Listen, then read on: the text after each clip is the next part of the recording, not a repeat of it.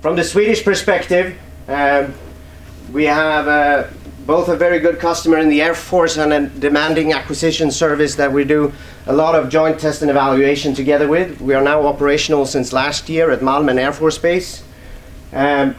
We have, during the year, as Fredrik mentioned, worked to align the program plan and the roadmap now with the Finnish needs. So that is already done, ready to go. And we will continue with deliveries going forward.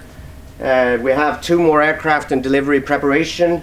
We are accelerating and starting training next year. We actually already started some training for technicians and so forth.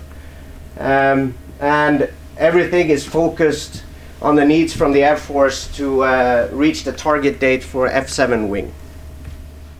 Speaking of Brazil and delivery phase, hectic time for us and a lot of things happening at the same time.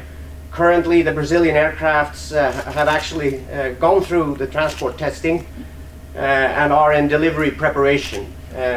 Meanwhile, we tend to focus a lot on the aircraft. We are doing a lot of deliveries of ancillary equipment and have done that over the year.